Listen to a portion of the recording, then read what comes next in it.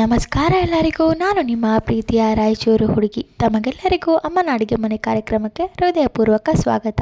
ಇವತ್ತಿನ special recipe ಏನಪ್ಪ ಅಂದರೆ ಆನಿಯನ್ ಉತ್ತಪ್ಪ ಅಥವಾ ಈರುಳ್ಳಿ ಉತ್ತಪ್ಪ. ಅದು ಹೇಗೆ ಮಾಡೋದು ಅಂತ ನೋಡ್ಕೊಂಡು ಬರೋಣ. ಮೊದಲಿಗೆ ಈ ಈರುಳ್ಳಿ ಉತ್ತಪ್ಪನ ಮಾಡಲಿಕ್ಕೆ ನಾನು ಇಲ್ಲಿ ನಾರ್ಮಲ್ ಆಗಿ ದೋಸೆನ ಮಾಡಲಿಕ್ಕೆ ಯಾವ ರೀತಿ ಹಿಟ್ಟನ್ನು ಬಳಸ್ಕೊತೀವಲ್ಲ ಅದೇ ರೀತಿಯಾಗಿ ಹಿಟ್ಟನ್ನು ತಯಾರು ಮಾಡಿ ಇಟ್ಕೊಂಡಿದ್ದೀನಿ.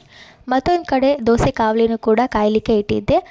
ಇನ್ನೇನು ದೋಸೆ ಕಾವಲಿ ಕಾದಿದೆ ಅಂದಮೇಲೆ ಅದಕ್ಕೆ ಸ್ವಲ್ಪನೇ ಎಣ್ಣೆ ಸಾವರಿ ಅದ್ರ ಮೇಲೆ ಒಂದು ಸೌಟು ದೋಸೆ ಹಿಟ್ಟನ್ನು ದಪ್ಪವಾಗಿ ಹಾಕ್ಕೋಬೇಕು. ಅದಾದಮೇಲೆ ಅದ್ರ ಮೇಲೆ ತುಂಬ ಚಿಕ್ಕದಾಗಿ ಹೆಚ್ಚಿಟ್ಕೊಂಡಿರುವಂತಹ ಈರುಳ್ಳಿನ ಹಾಕಿ ಅದ್ರ ಮೇಲೆ ಸ್ವಲ್ಪ ಎಣ್ಣೆನ ಹಾಕಿ ತುಂಬ ಚೆನ್ನಾಗಿ ಬೇಯಿಸ್ಕೋಬೇಕು. ಈ ಈರುಳ್ಳಿ ದೋಸೆನೇ ಅಥವಾ ಈರುಳ್ಳಿ ಉತ್ತಪ್ಪನ ಎರಡು ಕಡೆ ತುಂಬ ಚೆನ್ನಾಗಿ ಬೇಯಿಸ್ಕೋಬೇಕು.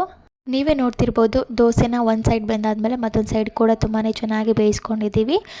ಇದೇ ರೀತಿಯಾಗಿ ಎಲ್ಲ ದೋಸೆಗಳನ್ನು ಮಾಡ್ಕೋಬೇಕು. ಇದಾಗಿತ್ತು ಇವತ್ತಿನ ಸಿಂಪಲ್ ಆ್ಯಂಡ್ ಟೇಸ್ಟಿ ರೆಸಿಪಿ. ಈ ರೆಸಿಪಿ ನಿಮಗೆಲ್ಲರಿಗೂ ತುಂಬಾ ಇಷ್ಟ ಆಗಿದ್ದರೆ ನಮ್ಮ ಯೂಟ್ಯೂಬ್ ಚಾನಲ್ನ ಲೈಕ್ ಮಾಡಿ, ಶೇರ್ ಮಾಡಿ, ಕಮೆಂಟ್ ಮಾಡಿ, ಹಾಗೆ ನಮ್ಮ ಚಾನಲನ್ನು ಸಬ್ಸ್ಕ್ರೈಬ್ ಮಾಡಿ. ಧನ್ಯವಾದಗಳು.